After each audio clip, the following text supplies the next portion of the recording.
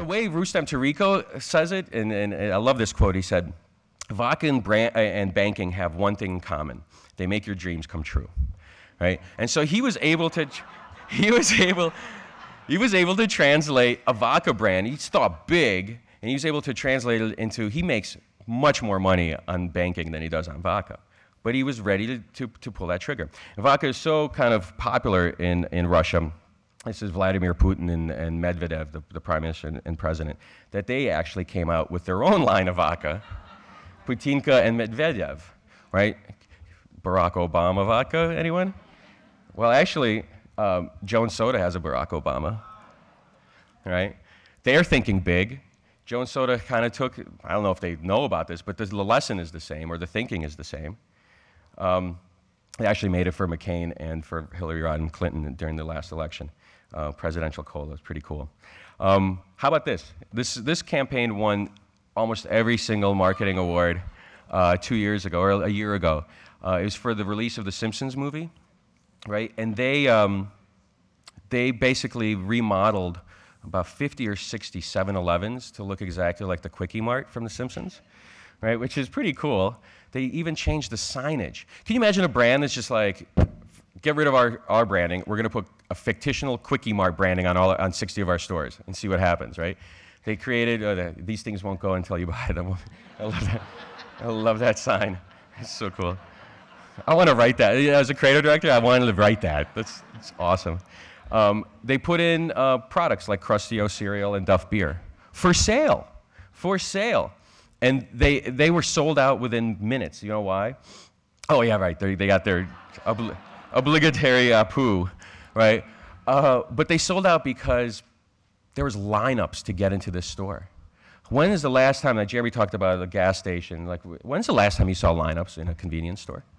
It's like almost as if like they were selling the latest version of Apple in there, right? People were lining up to get in because basically 7-Eleven thought big. They said, we're going to rebrand our stores to be fictional Quickie Marts. And they drove sales like crazy. Burger King.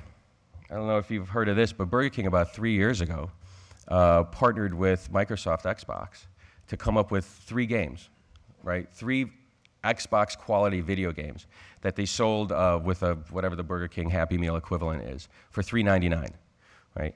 They sold 3.5 million of these games at $3.99. So it was a little promotional tactic. Yeah, buy a Happy Meal, get a free game. But at $3.99 times 3.5 million, you do the math. It certainly paid for itself. And they used, they came up with this metric of how many times people played the game and how often people were playing it and how many games were sold. And they equated the time that people spent with the Burger King brand, because the King is part of the game the whole time, and there's Whoppers that pop up and crazy stuff like that. But they equated that the amount of time that people spent playing the game equaled to 1.4 billion 30-second spots, right? And they made money on it. So they thought big. No one did that, and I'm sure now tons of companies are doing it. Halo 3, when Halo 3 came out, everyone knew it was going to be the biggest entertainment launch in the history of entertainment. It actually beat the weekend box office gross of Titanic, which was the previous biggest entertainment property. It was, I think when Xbox 3 launched, they totaled $420 million in the first weekend that the game was available. So Halo 3 was a big deal. Mountain Dew realized that a lot of people are going to be playing this game. So they came out with Mountain Dew Game Fuel, which is kind of like the Red Bull for gaming. And really what it is just Mountain Dew with different coloring, right? But they knew their target, they knew what was going to happen, and so they created an entire new product line just to service the millions of guys who were playing Halo 3. And actually, it started such a big deal for Mountain Dew that now they do specialty drinks for World of Warcraft as well. So any new big game that they know people are going to be playing, they create a whole new line of specialty drinks that gets sold out. Aquafina, known for pure water. Well, guess what? Now they're known for pure skin. Right? They created a whole new line based upon the Aquafina water line, right? But put it in hydrating lotions and facial creams. Right? And it's a whole new product line for them. They're thinking big, just like Rustem Tarico. Burger King came out with the scent of seduction. It's a body spray that smells like a Whopper. I kid you not. right? And it sold out immediately. Yes, right. Speaking of body spray, I had the dubious honor of working on the Axe brand for a couple of years. And in Australia, Axe is, they're Australians, they can do crazy stuff that we can't do here. But in Australia, Axe decided that they were going to launch an airline called Lynx Jet. In Australia, Axe is called Lynx, right? So they came out, they literally were going to do an airline, right? And they came out with all these spots about the Ultimate Guys Airline. This is their spot for Baja, Glengarry, Point Yang, right? You get the gist of it, right? But they actually bought a chartered plane and they were going to launch an airline. 4 guys staffed by hot girls, right? Until the equivalent of the FAA, the Federal Aviation Association in Australia, pulled the plug on it. They're like, you can't start your own airline, guys, seriously. So they made it more into a promotion. But the idea is not so foreign because in India, there's Kingfisher Airlines, a major airline in India that is, sponsored or brought to you by a beer brand, right? So a beer brand can actually have its own airline. So big think, going outside your category, taking chances, sometimes pays off, right? And you can basically translate or transcend your brand into other products and get tons of resonance from consumers because you took that big think, that big step in doing so. One thing I want to talk about is goodness and being good as a marketer or being good as a brander.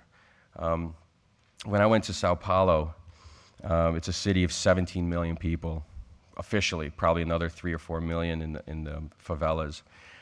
It's the largest city in South America.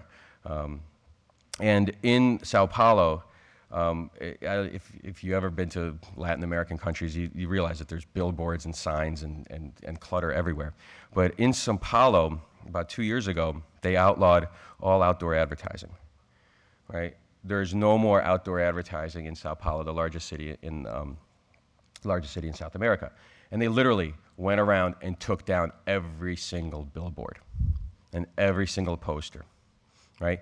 And the reason they did so was because they felt that all these marketing messages was a form of pollution, mental pollution, visual pollution. In the same way that there's pollution, air pollution, in a major city, like this is Beijing, outside a hotel room window, morning and afternoon. The Brazilians equated visual pollution of advertising to air pollution, something detrimental to our health. Right? Can you imagine that?